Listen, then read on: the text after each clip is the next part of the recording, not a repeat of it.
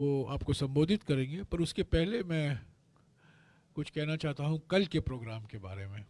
आज 99वां दिन है और कल भारत जोड़ो यात्रा 100 दिन पूरा होगा। कल राहुल जी प्रेस कॉन्फ्रेंस संबोधित करेंगे 4 बजे को, और वो होगा जयपुर में। पहले मैंने आपको जानकारी दी थी कि वो हम दौसा में कर रहे हैं, पर हम जयपुर में कर रहे हैं 4 बजे, और नए पीसीसी के ऑफिस में जो हॉस्पिटल रोड में है, 7 नंबर या 8 नंबर, 7 नंबर। यार ये वॉर रूम शब्द कहाँ से आया है? या रूम तो है, वॉर नहीं है ये। हाँ, भारत जोड़ो यात्रा का मकसद यही है कि हम वॉर को ख़त्म करें, तो वॉर रूम मत इस्तेमाल, पीसीसी ऑफिस। तो कल 4 बजे वहाँ होगा, और जैसा कि मैंने आपको पहले कहा था 7:30 बजे को एल्बर्ट हॉल में। और मैं उम्मीद करता हूँ कि जल्द से जल्द ये एल्बर्ट हॉल का नाम भी बदला जाएगा। ये एल्बर्ट क्वीन विक्टोरिया के पति हुआ करते थे, और उनके नाम पर आज 2022 में एक हॉल होना मैं समझता हूँ गलत है।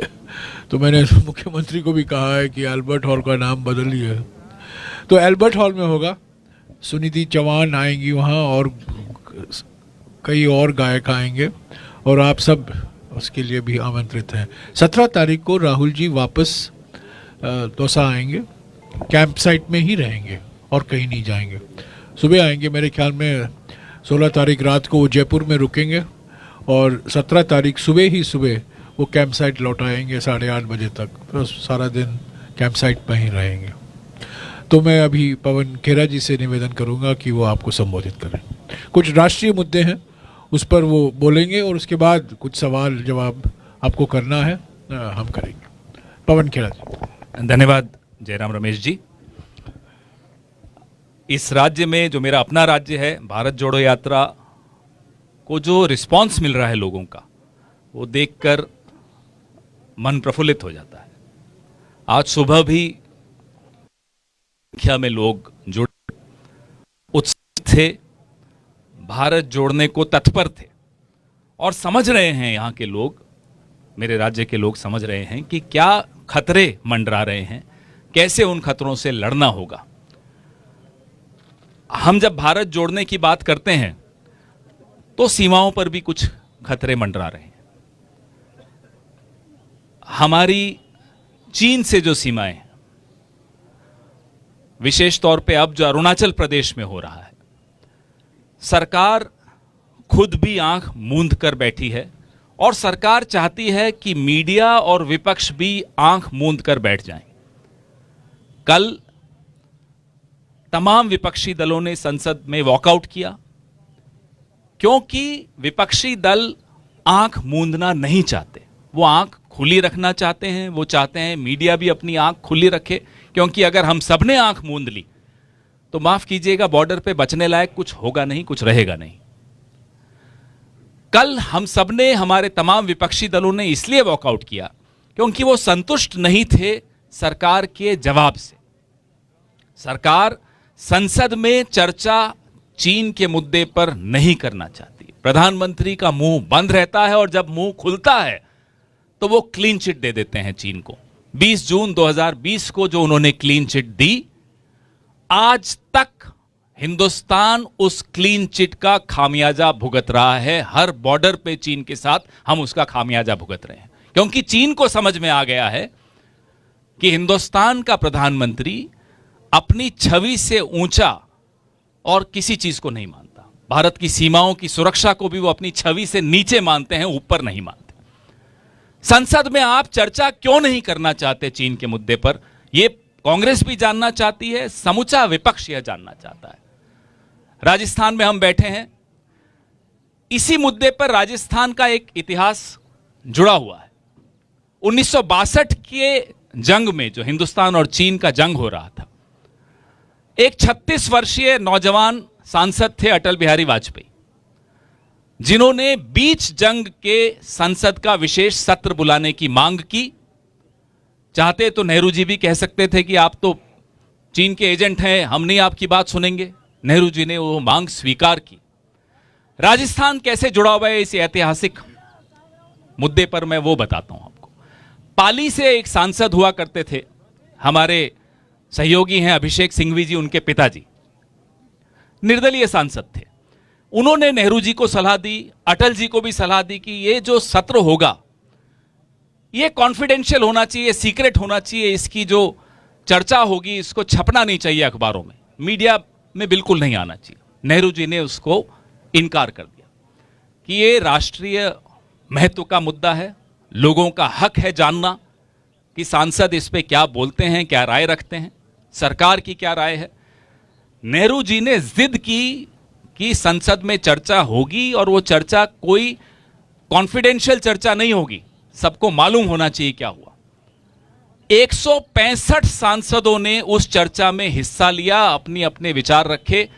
कांग्रेस के सांसद महावीर त्यागी हुआ करते थे, खुलकर उन्होंने सरकार से सवाल पूछे, अपनी ही सरकार से सवाल पूछे और उन्हें किसी ने रोका नहीं। ये कांग्रेस की परंपरा ना तब थी ना आज है। मोदी जी को इतिहास के उस पन्ने से सीखना चाहिए कि जब राष्ट्रीय महत्व के मुद्दे होते हैं, जब सीमाओं की सुरक्षा का सवाल होता है, तो देश जानना चाहता है कि हमारी सीमाओं पर क्या हो रहा है। मजबूत सेना है हमारी, वीर सेना है हमारी, शौर्यवान सेना है हमारी, इसमें किसी को कोई शक नहीं होना चाहिए। लेकिन अगर राजनीतिक इच्छा शक्ति नहीं हो, कमजोर हो, तो सैनिक खदेड़ना चाह रहा है चीन के सिपाहियों को, लेकिन क्लीन चिट दे रहा है प्रधानमंत्री। बताइए कैसे सीमाएं सुरक्षित रह सकती हैं। तो ये चिंता जो हमारी है, ये चिंता हम आपसे साझा कर रहे हैं। हम चाहते थे संसद में भी साझा करें, लेकिन नहीं करने दी गई। ये चिंता इस देश की चिंता है, प्रत्येक नागरिक की चिंता है। और जिस राज्य से हम आते हैं, जिस राज्य में हम बैठे हैं, यहां से कई जवान सेना में जाते हैं, सीमाओं को सुरक्षित रखने के लिए विषम परिस्थितियों में काम करते हैं, संघर्ष करते हैं। तो ये कर्जा हम सबके सर पर है, यहां के जवानों का कर्जा है हमारे सर पर। उस कर्जे को उतारना इस सरकार की जवाब दें के साथ आपकी नीति क्या है, क्यों आप क्लीन चिट दे रहे हो, आप किस दबाव में हो। 18 बार प्रधानमंत्री चीन के राष्ट्रपति से मिलते हैं, क्यों मिलते हैं। जब वो गुजरात के मुख्यमंत्री थे तो आपको यह जानकर हैरानी होगी और दुख भी होगा कि नरेंद्र मोदी जी जब गुजरात के मुख्यमंत्री थे तो गुजरात के स्कूलों में मैंडरिन भाषा पढ़ाना चाहते थे, कंपलसरी करना चाहते थे। कांग्रेस ने तब भी विरोध किया था। गुजरात के स्कूलों में आप मैंडरिन लाना चाहते हो, आपका क्या रिश्ता है चीन के साथ। 43,000 करोड़ के करारनामे चीन की कंपनियों के साथ, धोलेरा जो गुजरात में एक बना रहे हैं, ये 43,000 करोड़ के करारनामे चीन की कंपनियों के साथ किए गए। अपने जो एमएसएमई सेक्टर है उसको जमीन नहीं दे रहे, चीन की कंपनियों को धोलेरा में जमीन दी जा रही है। क्यों दी जा रही है, क्या रिश्ता है आपका, क्या कारण है, क्या दबाव है चीन का आपके ऊपर। चीन के पास क्या है ऐसा कि आप चीन के आगे न मुंह खोल पाते हो, न आंख उठा पाते हो। तो ये सारे सवाल, और आपको एक हैरान कर देने वाला तथ्य बताता हूं। कुछ कंपनियां हैं, यूसी वेबसाइट मोबाइल चीन की कंपनी है। भारत सरकार, मोदी सरकार कहती है कि यह कंपनी देश की संप्रभुता के लिए खतरा है। उसी कंपनी को लोकसभा चुनाव में भाजपा इस्तेमाल करती है। क्या कारण है। ऐसी और कंपनियां हैं। एक और कंपनी का नाम सुनिए, डोंगफेंग नाम की एक कंपनी है। विश्व बैंक ने उसको ब्लैकलिस्ट किया, अमेरिका ने उसको ब्लैकलिस्ट किया, यूरोप ने उसको ब्लैकलिस्ट किया, लेकिन मोदी सरकार ने डोंगफेंग कंपनी को बॉर्डर स्टेट जम्मू कश्मीर में स्मार्ट मीटर लगाने का ठेका दे दिया। और स्मार्ट मीटर का ठेका जब आप किसी कंपनी को देते हो तो आप उपभोक्ताओं का तमाम डेटा उस कंपनी को सुपुर्द कर देते हो। जम्मू कश्मीर के नागरिकों का डेटा ब्लैकलिस्टेड चीनी कंपनी को मोदी सरकार ने क्यों दिया, पैसे भी दिए, डेटा भी दिया। क्या दबाव है चीन का आप पर, क्या मजबूरी है आपकी कि आप चीन की कंपनियों के आगे यूं झुकते चले जाते हो। ये सवाल जब हम पूछते हैं तो देश की चिंता है इसलिए पूछते हैं, और सरकार और देश में अंतर होता है। मुझे देश से मोहब्बत है इसलिए मैं अपनी सरकार से सवाल पूछता हूं। यह बात मोदी जी को समझ लेनी चाहिए। ऐसी कई कंपनियां हैं। पीएम केयर फंड में चीन की कंपनियों ने पैसे दिए, बताएं वो हिसाब बताएं, कौन सी वो कंपनियां थी? उसमें ऐसी ऐसी कंपनियां थी जिनको पूरा विश्व अपने अपने देशों में आने से रोकना चाहता है और रोकता है। हमारे प्रधानमंत्री ने पीएम केयर फंड, जिसके बारे में जानकारी न कभी आपको मिल सकती है न हमें, तभी मिलेगी जब हमारी सरकार आएगी, उससे पहले नहीं मिलेगी। वो तमाम कंपनियों से पैसे लिए, चीन की कंपनियों से। चीन की कंपनियों से आप लोकसभा चुनाव में उनको बुलाकर हस्तक्षेप कराते हो अपने देश के चुनावों में। चीन की कंपनियों से आप पैसे लेते हो, चीन की कंपनियों से आप पीएम केयर फंड में पैसे लेते हो, उनको आप धौलेरा में जमीन दे देते हो। आपकी नीयत क्या है? आप पर दबाव क्या है? ये हम बार बार पूछेंगे, जब तक जवाब नहीं मिल जाता हम पूछेंगे। आपके सवाल स्वागत है।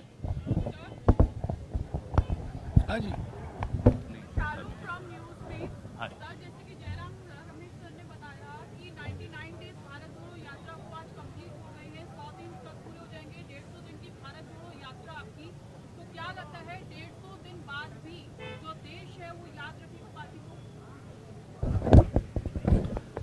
पार्टी को तो ये देश हमेशा याद रखेगा, और याद उसको रखा जाता है जो नहीं होता। पार्टी है, रहेगी, और इस देश की आत्मा और कांग्रेस पार्टी की आत्मा एक है, अलग नहीं है। इस देश का डीएनए और इस कांग्रेस का डीएनए एक है। इस देश की फैक्ट्री सेटिंग्स कांग्रेस है, इसलिए कांग्रेस को याद रखने की तो बात मत कीजिए, वो तो कोई भूल ही नहीं सकता। यात्रा को और यात्रा का जो संदेश है, राहुल गांधी जी का जो संदेश है, भारत जोड़ो का जो एसेंस है, उसको ये देश अब कभी भुला नहीं सकता, और ना पहले भूला था। सरकार कोशिश पूरी करती रहती है इतिहास को बदलने की, इस देश की तासीर को बदलने की, लेकिन सरकार सफल हो नहीं पाएगी, क्योंकि ये देश सरकार को सफल होने नहीं देगा। देश एक रहना चाहता है। कांग्रेस पार्टी इस बात को समझती है कि अगर देश जुड़ा रहेगा तो रोजगार के अवसर मिलेंगे, शांति रहेगी, उद्योग चलेंगे, व्यापार चलेंगे, लोगों को बराबरी के हक मिलेंगे। यह कांग्रेस पार्टी का संघर्ष आज से नहीं रहा है। जब से कांग्रेस पार्टी का जन्म हुआ तब से यह संघर्ष चल रहा है, और यह संघर्ष सतत है। ऐसा नहीं कि यात्रा खत्म हो जाएगी तो संघर्ष खत्म हो जाएगा। ऐसा भी नहीं है कि हम सरकार में आ जाएंगे तो संघर्ष खत्म हो जाएगा। जब हम सरकार में थे, जयराम रमेश जी हमारे एनवायरमेंट मिनिस्टर थे, जब मुझे याद है कि ये तब भी मिनिस्टर होने के बावजूद संघर्ष करते थे कि कैसे अपनी एनवायरमेंट को बचाया जाए, पर्यावरण को बचाया जाए, और उस संघर्ष में नुकसान भी हुआ हमें। बड़े बड़े उद्योगपति हमारे खिलाफ हुए, लेकिन हम उस संघर्ष से पीछे नहीं हटे। तो ऐसे संघर्ष जो भारत जोड़ो यात्रा लेकर चल रही है, ये संघर्ष न यात्रा खत्म होने के बाद खत्म होंगे, न हमारे सरकार में आने के बाद खत्म होंगे। ये संघर्ष तब तक चलेंगे जब तक सांस है। हाँ जी, नेक्स्ट एक मिनट। आपने गुजरात में इच्छाधारी वोट मॉडल की बात की, तो उसके लिए डेटा इकट्ठा करके निर्वाचन आयोग के पास जाएंगे? डेटा इकट्ठा किया जा रहा है। कल भी हमारी बात वहां के हमारे जो प्रदेश अध्यक्ष हैं जगदीश भाई ठाकुर से हुई, और नेताओं से हुई। कल उन्होंने एक और संभाग के जो उम्मीदवार थे उनसे बैठक कर रहे थे, जब हमारी उनसे बात हुई।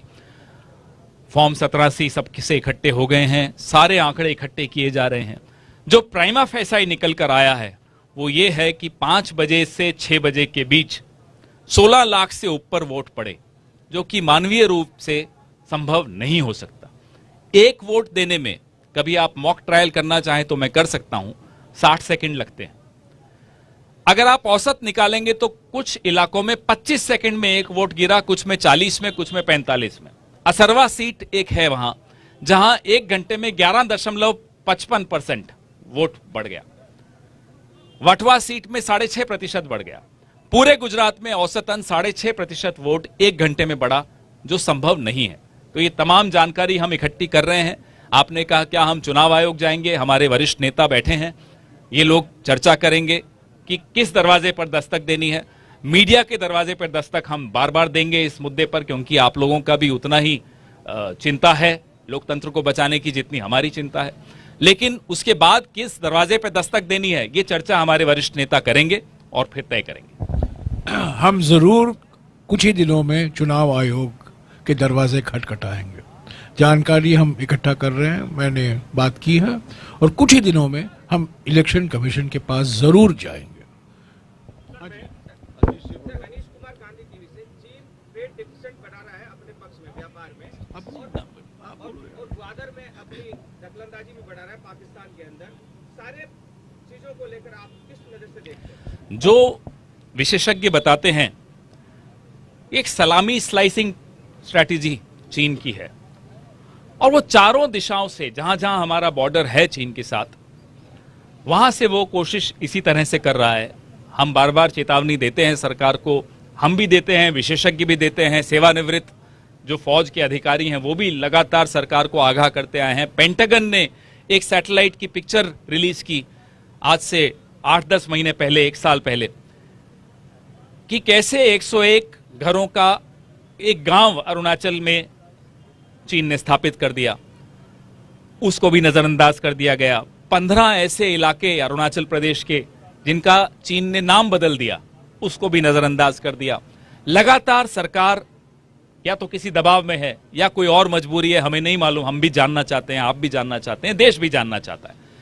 कुछ कारण है कि सरकार चुप हो जाती है, वो क्या कारण है हमें नहीं मालूम। हमें यह भी नहीं मालूम कि 18 बार आप किसी देश के राष्ट्रपति से क्यों मिलना चाहते हैं, क्या करते हैं।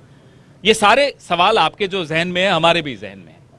तो आपने जो कहा, जिस कॉरिडोर की आप बात कर रहे हैं, चिंता का विषय है। वो भी मनमोहन सिंह जी की सरकार थी, बीआरआई के खिलाफ हमने एक स्टैंड लिया था, लेकिन कैसे उस स्टैंड को डाइल्यूट किया जा रहा है हमारी चुप्पी द्वारा, हमारी विदेश नीति जो ढुलमुल हो गई है उस द्वारा, वो सब चिंता का विषय है।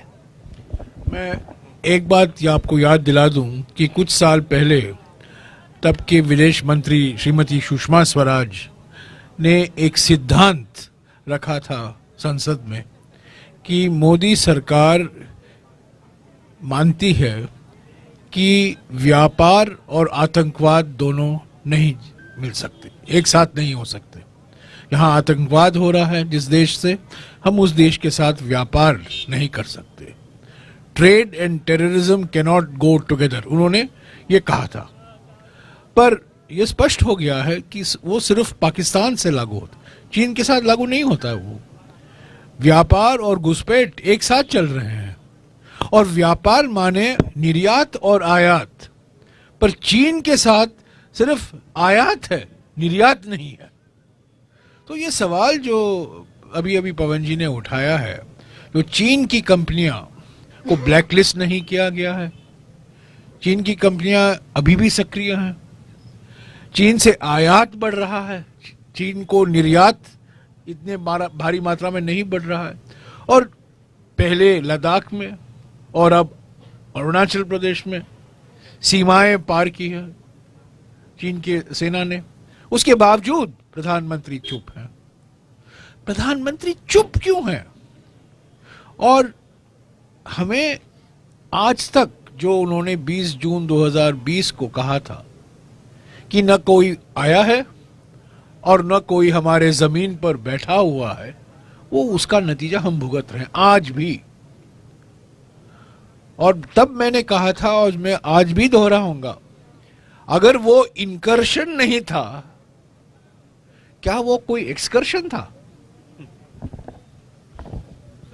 यात्रा का एक महत्वपूर्ण मुद्दा महंगाई भी है। बीजेपी रोज एक सवाल कर रही है, आज 10वां दिन है। एक सवाल उनका ये भी है कि राजस्थान में कांग्रेस की सरकार है, सबसे ज्यादा पेट्रोल डीजल पर टैक्स वसूला जाता है राजस्थान में। तो पहले सवाल पूछने से पहले जो केंद्रीय सेंट्रल एक्साइज है उसको कम करें। क्या जीएसटी का हिस्सा इस राज्य का समय पे देती है बीजेपी? पहले उनसे हम पूछना चाहते हैं। जीएसटी का जो हमारा हिस्सा है हर राज्य का, वो भाजपा की राज्य सरकार हो, कांग्रेस की हो, उससे मायने नहीं। संविधान की शपथ है एक तरह से, यह संवैधानिक दायित्व है केंद्र सरकार का कि वो जीएसटी का हिस्सा सरकारों को दे। वो आप देंगे नहीं। सेंट्रल एक्साइज आपने कितनी बार बढ़ाया? आप उससे कितने लाख करोड़ अर्जित कर चुके हैं, उसका हिसाब दीजिए। आप हमेशा फेडरल स्ट्रक्चर को का अनादर करते हुए राज्यों से पूछेंगे, साहब आप कम कर दी क्यों? आप क्यों नहीं कम कर सकते? सेंट्रल एक्साइज तो आपके हाथ में है। सबसे ज्यादा बार पिछले 8 साल में सेंट्रल एक्साइज किसने बढ़ाया? आपने बढ़ाया। तो आप अपनी बात तो करिए। राज्यों के पास आय के साधन सीमित होते हैं, केंद्र सरकार के पास आय के साधन अलग होते हैं, लेकिन जो हक राज्यों का है आप उस पर बैठे हैं, उसको मार रहे हैं, और उसके बाद भी आप राज्यों से अपेक्षा करते हैं कि वो अपना टैक्सेस कम करें। ये मोदी सरकार का दोगली नीति है। जब अंतर्राष्ट्रीय बाजार में कच्चे तेल का दाम बढ़ता है तो हमारे देश में पेट्रोल, डीजल और रसोई गैस का दाम बढ़ाया जाता है। तो इसी लॉजिक से जब अंतर्राष्ट्रीय बाजार में कच्चे तेल का दाम घटेगा तब ये इसका मायने यह है कि हमारे जो उपभोक्ता हैं उनको पेट्रोल, डीजल और रसोई गैस कम दामों में मिलने चाहिए, पर वो नहीं हुआ है। पिछले 3 महीने देखिएगा, कच्चे तेल का दाम गिर रहा है। क्या पेट्रोल के दाम गिर रहे हैं? क्या डीजल के दाम गिर रहे हैं? क्या रसोई गैस के दाम गिर रहे हैं? प्राथमिक जिम्मेदारी केंद्र सरकार की होती है। केंद्र सरकार अपनी जिम्मेदारी से भाग रही है और कहती है आपने ये नहीं किया, आपने वो नहीं किया। तो इसको आप देखिएगा कि जो आपने सिद्धांत अपनाए हैं कि अंतर्राष्ट्रीय बाजार में जब इंटरनेशनल जो कच्चे तेल का दाम है वो बढ़ता है तो आप घरेलू बाजार में दाम बढ़ाएंगे, ये बात सही है। पर जो जहां जब वो घटते हैं घरेलू बाजार में घटते क्यों नहीं है? प्राथमिक जिम्मेदारी केंद्र सरकार की होती है। सर, क्या जीएसटी के दायरे में लाना चाहिए पेट्रोल? बिल्कुल, हमने पहले दिन से कहा है। पहले दिन हम आप हमारे नहीं हमारी देखिए, हमने ये कहा है एक आम सहमति बनाइए और इसको जीएसटी काउंसिल में आप बुलाइए। जीएसटी काउंसिल इस पर बातचीत कीजिए, राज्यों की राय लीजिए। 7 साल हो गए इस पर चर्चा करके करके, निर्णय तो लीजिए ना। Petrol, diesel, aviation turbine fuel, electricity, कई ऐसे हैं जो जीएसटी के दायरे से बाहर हैं। तो इस पर बातचीत कीजिए। पर जीएसटी काउंसिल जिस तरीके से चलाया जा रहा है वहां भी तानाशाही है। जीएसटी काउंसिल तो बिल्कुल प्रधानमंत्री कार्यालय के आदेश पर चलता है। जीएसटी काउंसिल जब जेटली साहब वित्त मंत्री थे तब अलग तरीका अपनाया जाता था, सबकी सुनवाई हुआ करती थी। अब तो सिर्फ निर्णय आते हैं और जो निर्णय लिया जाता है जीएसटी काउंसिल में। कांग्रेस पार्टी का मानना है कि इस पर बातचीत करें जीएसटी काउंसिल में। राज्यों की कुछ आशंका है क्योंकि राज्य सरकार समाज कल्याण कार्यक्रम के लिए उनको रेवेन्यू की जरूरत होती है। तो पेट्रोल पर जो टैक्स लगता है, डीजल पर जो टैक्स लगता है, एक बजट के लिए वो बहुत जरूरी होता है। पर इस पर एक समाधान निकाला जा सकता है, ऐसा नहीं है कि नहीं जा सकता। कांग्रेस की डिफरेंट राय आ रही है सर, आप कह रहे हैं लाना चाहिए, यहाँ के मिनिस्टर नहीं, कई राज्यों ने इसका विरोध किया है। कई राज्यों ने इसका विरोध किया क्योंकि वो डरते हैं कि इसको जीएसटी में लाने से उनकी जो आमदनी है उसमें कटौती आएगी। ये उनकी आशंका है। पर इस पर मैं समझता हूं जीएसटी की काउंसिल बुलाइए, बैठिए, बातचीत कीजिए, अलग अलग पार्टियों में बात कीजिए। जब जीएसटी विधेयक आया था राज्यसभा में और लोकसभा में, कई सदस्यों ने, कई पार्टियों ने सुझाव दिया कि एक वक्त आएगा 5 साल के बाद जब आपको सोचना पड़ेगा। और जब कानून पारित हुआ 2015 में, वहां कहा गया था कि पेट्रोल और डीजल के बारे में 5 साल बाद हम निर्णय लेंगे। 5 साल तो हो गए। क्या मध्य प्रदेश सरकार चाहती है? मैं आपको सवाल पूछना चाहता हूं। राजस्थान सरकार की जिक्र कर रहे हैं। नहीं, मैं आपको पूछ रहा हूं, क्या कर्नाटक सरकार चाहती है? क्या मध्य प्रदेश सरकार चाहती है? क्या उत्तर प्रदेश सरकार चाहती है? जानता हूं कि वहां वो चाहते क्या हैं और वो कहते क्या हैं, उसमें जमीन आसमान। उनको कहा जाता है आप समर्थन करो। राज्य सरकारों की कुछ आशंका है, उसको दूर करना जरूरी है। कॉम्पेंसेशन की जरूरत पड़ेगी। एक सवाल है, आप कहते हैं कि सेना के जवानों का आप सम्मान करते हैं, लेकिन राहुल गांधी उनकी छवि को दर्शाता है। उन्होंने एक नुक्कड़ सभा में कहा कि अग्निवीरों को लात मार के निकाल देगी सरकार। बीजेपी इसको ट्रोल कर रही है, वो कह रही है कि वो भी सैनिकी के तौर पे होगा। इसके लिए भी शब्दों में बीजेपी ने तो ये नीति लाए कि 4 साल तक आप उनको उपयोग करके 4 साल में रिटायर कर दोगे। और क्या करेंगे? बीजेपी को तो पहले नीति हटानी चाहिए अगर बीजेपी इतना ही सम्मान करती है सैनिकों का। भाषा तो आपको मालूम होगा मोदी जी ने क्या कहा था कि जो हमारे दुकानदार हैं वो सैनिकों से ज्यादा वीर हैं, सैनिक तो दुकानदारों से भी ज्यादा कमजोर हैं। ऐसी ऐसी लाइनें इन्होंने कही हैं। अपनी भाषा याद नहीं रहती और अपने कृत्य भूल जाते हैं। अग्निवीर तो इनका कृत्य है। राहुल गांधी आईना दिखाएं तो इनको राहुल गांधी का आईना दिखाने से परेशानी है, अपनी शक्ल से परेशानी नहीं हो रही क्या? सर, पत्रिका समूह महेश बिहारी आपने जिक्र किया अभी अग्निवीर का, राजस्थान सरकार ने भी पिछले महीनों एक लॉन्च की थी, संविदा पे फैकल्टी टीचर की। देखिए, अगर बॉर्डर पे जो सिपाही हैं वो आप ठेकेदारी प्रथा से शुरू कर देंगे या वो आप अग्निवीर नामक प्रणाली से शुरू करेंगे तो आपकी ना सीमाएं सुरक्षित हैं ना आपके नौजवानों का भविष्य सुरक्षित है। तो आप इनकी तुलना नहीं कर सकते। संविदा पे एक अलग डिबेट होनी चाहिए, वो मैं आपसे सहमत हूं, डिबेट होनी चाहिए। लेकिन अग्निवीर सीमाओं को आप ठेकेदारी प्रणाली से सौंप देंगे सुरक्षा को, इससे ज्यादा खतरा और हो नहीं सकता सीमाओं के प्रति। कांग्रेस पार्टी कॉन्ट्रैक्ट एम्प्लॉयमेंट के खिलाफ नहीं है, पर रक्षा के क्षेत्र में कॉन्ट्रैक्ट एम्प्लॉयमेंट आधार नहीं बन सकता। आप 4 लोग ले रहे हो और 4 में से सिर्फ 1 को रेगुलराइज करा जाएगा और 3 बाहर हो जाएंगे, तो ये क्या है? ये इसके खिलाफ हम बिल्कुल स्पष्ट तरीके से पहले दिन से हमने कहा है कि रक्षा के क्षेत्र में ये परिवर्तन खतरनाक परिवर्तन है, ये नहीं होना चाहिए। ये सुरक्षा कम होगा, सुरक्षा ज्यादा बढ़ेगा नहीं। कॉन्ट्रैक्ट एम्प्लॉयमेंट ठीक है, अलग अलग क्षेत्रों में कॉन्ट्रैक्ट एम्प्लॉयमेंट हो सकता है, पर यहाँ अच्छा मैंने अभी बयान पढ़ा कुछ दिन पहले कि अग्निवीर जो है वो सरकारी एम्प्लॉयमेंट नहीं माना जाएगा। इसका माने क्या है? सुरक्षा बल सरकारी नौकर होते हैं ना, सिविल वो गवर्नमेंट सर्वेंट होते हैं। और अचानक आपने कह दिया एक लोकसभा के सवाल के जवाब में कि अग्निवीर सरकारी नौकर नहीं माने जाएंगे।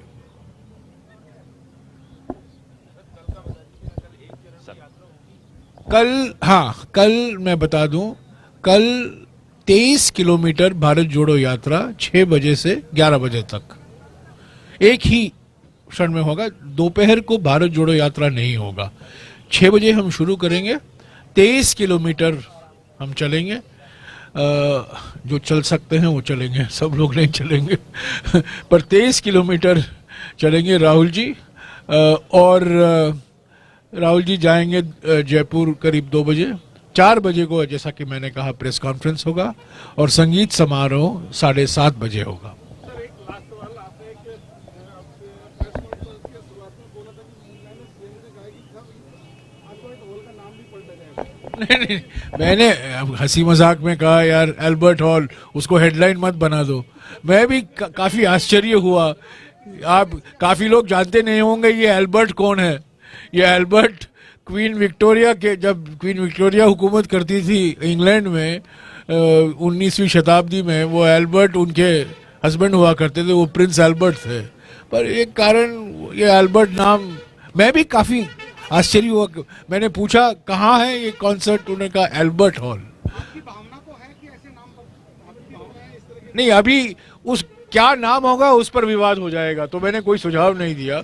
मैंने उनको कहा क्योंकि नामों की कमी नहीं है, पर कई हमारे नहीं मैंने ये मेरी व्यक्तिगत विचार है यार। मैं कभी कभी हमारे व्यक्तिगत विचार भी हो सकते हैं, इसको हेडलाइन मत बनाएंगे, और गंभीर मसला है। सीमा नहीं, एल्बर्ट ऐसे ही कहा हंसी मजाक में, एल्बर्ट क्या, एल्बर्ट कौन है? हाँ, इनसे पूछिए जी। अभी पिछले दिनों एक उदयपुर के पुत्र हैं। स्टेट का ही है, छोटा सा, और रोजगार से बेरोजगार युवाओं से जुड़ा मुद्दा है कि बहुत सारे विज्ञापन जारी किए गए भर्ती के, और उन भर्तियों का कोई आधार नहीं, ये आरोप है या नहीं है, या आपकी पार्टी होती है? आप सब सही समय पर आपको मालूम पड़ जाएगा कि यह आरोप कितना बेबुनियाद है, क्योंकि इस सरकार ने जो कहा उससे कहीं ज्यादा करके दिखाया। वो चिरंजीवी योजना हो, वो और तमाम जो अलग अलग क्षेत्रों में काम हुए हैं यहाँ, उसको आप नकार नहीं सकते। तो ये आरोप लगाने का इनका काम है, लगाने दीजिए। सर एक सवाल ये और कल मुझे व्हाट्सएप पर किसी ने, क्योंकि हमारे देश में बहस व्हाट्सएप विश्वविद्यालय के आधार पर ही होता है, कल मुझे व्हाट्सएप पर किसी ने एक मैसेज भेजा, एक स्क्रीनशॉट भेजा, एक अग्निवीर की एप्लीकेशन, उसमें 18% जीएसटी लागू है। इस पर आप कुछ जांच कीजिए। 500 रुपया एप्लीकेशन फी और उस पर 18% जीएसटी। वो अग्निवीर एप्लीकेट है एग्जाम के लिए, उस पर भी इन्होंने जीएसटी लगाया है।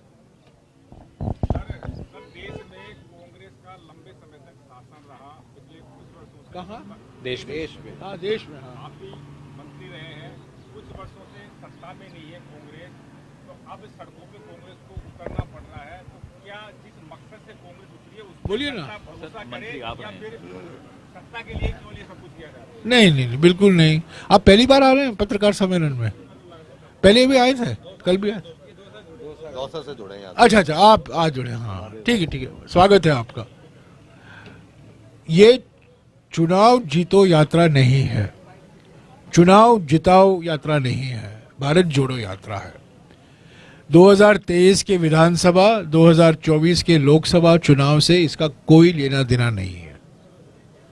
पर यह बात सही है कि भारत जोड़ो यात्रा का एक मकसद है हमारे संगठन को मजबूत करना, हमारे संगठन और कार्यकर्ताओं में नया जोश, उमंग, उत्साह, एक संजीवनी देना। यह बात सही है, पर क्या हमें फायदा मिलेगा चुनाव में, मैं नहीं कह सकता हूं। वो संगठन पर निर्भर होगा। एकता, एकजुटता, अनुशासन, कई ऐसे हैं, चीजें हैं। अगर हम उसको नहीं पालन करेंगे तो चुनाव में हमें सकारात्मक नतीजे नहीं मिलेंगे। पर भारत जोड़ो यात्रा का मकसद ये था, जब उदयपुर में चिंतन बैठक हुई और 13, 14, 15 मई को बातचीत हुई, तो हमने 3 बड़े मुद्दे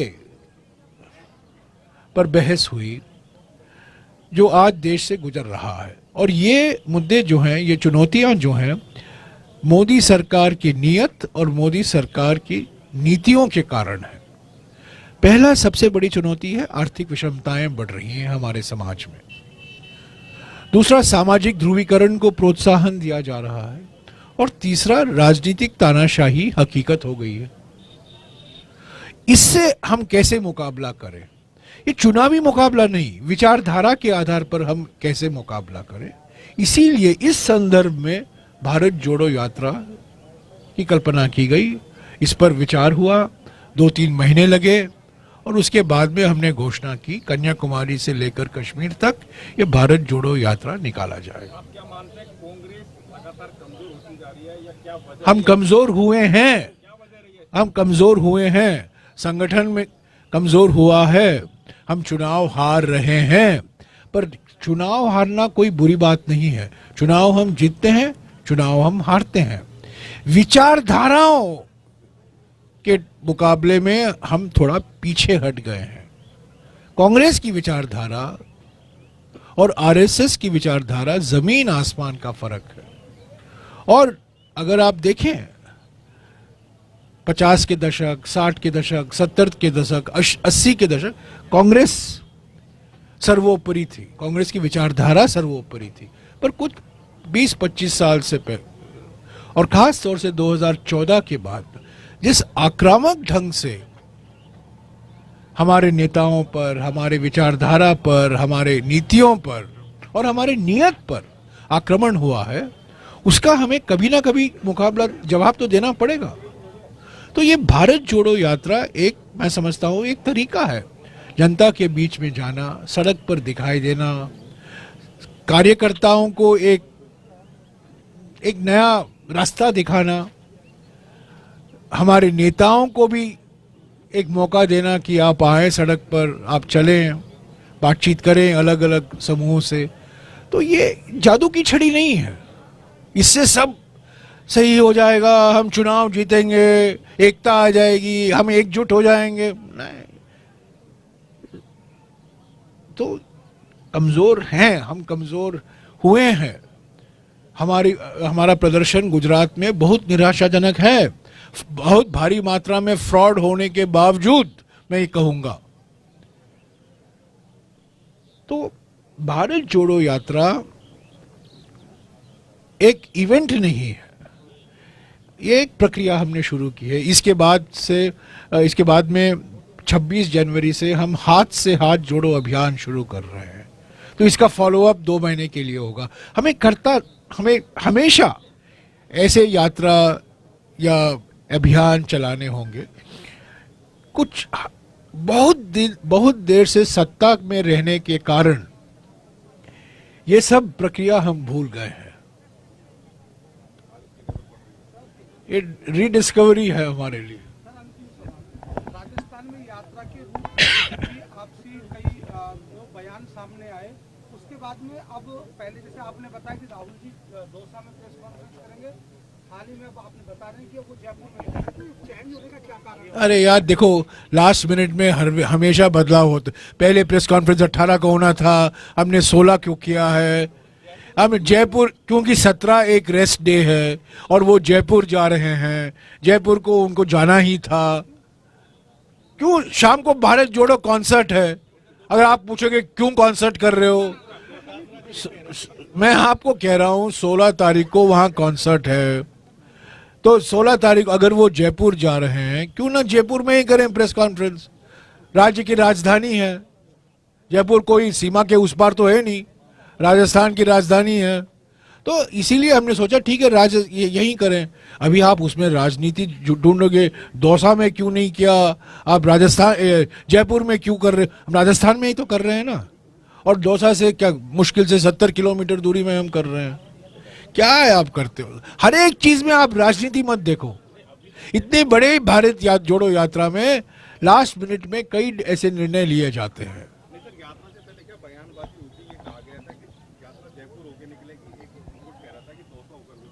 नहीं, हमारे ओर से कभी कोई बयान नहीं आया था मेरी याददाश्त में कि हम जयपुर से निकलेंगे। हमने एक रूट तय किया, ये रूट कुछ आधार पर तय किया जाता है, पद यात्रा होना चाहिए, और हमें 30 तारीख जनवरी तक हमें श्रीनगर पहुंचना है। तो हम वहां से 30 जनवरी के डेट के आधार पर उसके पहले जम्मू में रहना है, पंजाब में जाना है, हरियाणा में जाना है, दिल्ली में रहना है। तो ये सब मिलाकर, और अभी विंटर का मौसम भी है, हमें देरी से शुरू करना पड़ेगा अभी अगले हफ्ते से। तो 23-24 किलोमीटर चलना रोज थोड़ा मुश्किल हो जाएगा, मुश्किल से हम 20 किलोमीटर कर पाएंगे। तो ये रूट, अगर आप पूछेंगे आप रूट सिर्फ पूर्वी राजस्थान में जा रहे हो, पश्चिमी राजस्थान से क्यों नहीं गए? इसमें कोई राजनीति नहीं। अगर हम पश्चिमी राजस्थान में जाते तब हम कश्मीर को मार्च या अप्रैल के महीने में पहुंचते। तो ये थोड़ा, कभी कभी राजनीतिक पार्टियां सिर्फ राजनीति के नजरिए से निर्णय नहीं लेती हैं, कुछ सोच समझकर निर्णय लेते हैं। क्या आप मानते हैं कि जो आपकी यात्रा के विसर्जन के साथ ये जो प्रदेश की सियासी जो समस्या है, हाँ, वो हमारे प्रदेश के जो पुत्र हैं वही बोले। क्या सवाल है आपका? जो आपकी जो यात्रा है उसके विसर्जन के बाद क्या ये जो प्रदेश की जो सियासी जो घमासान चल रहा है, सचिन पायलट, गहलोत साहब और साहब, ये क्या समाप्त हो जाएगा? घमासान कहाँ है? घमासान तो कहीं दिख नहीं रहा। सब इकट्ठे चल रहे हैं, सब इकट्ठे भारत को जोड़ रहे हैं, आपको घमासान दिख रहा है? कहीं कोई पब्लिक भी नहीं कह रही, न पब्लिक कह रही है, न हम सुन रहे हैं, सिर्फ आप कह रहे हैं और आप ही सुन रहे हैं। ऐसा कोई घमासान नहीं है। हम एकजुट होकर चुनाव लड़ेंगे, चुनाव जीतेंगे, सरकार बनाएंगे, फिर आपके सवालों का उत्तर देंगे। तो पिछले दिनों सर ये जो विधायकों ने इस्तीफे दिए, फिर उन पे अनुशासनात्मक कार्रवाई आई। देखिए, हमारे यहाँ एक प्रक्रिया है। मान लो कोई ऐसा कदम कोई उठाता है, उसकी शिकायत होती है, तो हमारे यहाँ एक अनुशासन कमेटी है, डिसिप्लिनरी कमेटी है, जो अनुशंसा लेती है। उस पर अनुसंधान करती है, उसके बाद वो अपनी रिपोर्ट कांग्रेस अध्यक्ष को सौंपेगी और उसके बाद जो होगा वो आपके सामने होगा। आपको मैं बता दूं, जो इन्होंने कहा डिसिप्लिनरी एक्शन कमेटी के बारे में, वो ऑनगोइंग इंक्वायरी चल रहा है, ठीक है, ऑनगोइंग है। और ऑनगोइंग का माने क्या होता है? Going on, going on, inquiry चल रहा है, जांच हो रही है। जब जांच खत्म होगा ये निर्णय लिया जाएगा। पर इसमें कोई शक नहीं होना चाहिए कि कांग्रेस पार्टी एकजुट होकर ये चुनाव लड़ेगी। एक होकर हम लड़ेंगे, कांग्रेस पार्टी को जिताएंगे, किसी एक व्यक्ति को नहीं जिताएंगे, कांग्रेस पार्टी को जिताएंगे। और जो कोई हल कांग्रेस अध्यक्ष मल्लिकार्जुन खड़गे जी, हमारे कांग्रेस के प्रभारी सरदार रंधावा जी, जो खुद राजस्थान के हैं, उनके पूर्वज बूंदी से आते थे, अभी वो पंजाब में गए, और अलग अलग जो वरिष्ठ नेता हैं जो इसमें लगे हुए हैं। मैंने पहले कहा है, आज भी दोहराऊंगा क्योंकि आपने सवाल किया है, संगठन सर्वोपरि है। व्यक्ति आते हैं, व्यक्ति जाते हैं, व्यक्ति पद ग्रहण करते हैं, व्यक्ति पद से हटते हैं, पर संगठन बरकरार रहता है और संगठन को मजबूत करना हमेशा हमारे लिए प्राथमिकता हम देंगे। संगठन सर्वोपरि है और संगठन ये चुनाव लड़ेगी, संगठन जीतेगी, कांग्रेस पार्टी जीतेगी। कौन बनेगा मुख्यमंत्री बाद में देखा जाएगा। अब कांग्रेस पार्टी को जिताने के लिए सभी नेता, सभी कार्यकर्ता एकजुट होकर लगे हुए हैं और ये रहेगा। धन्यवाद।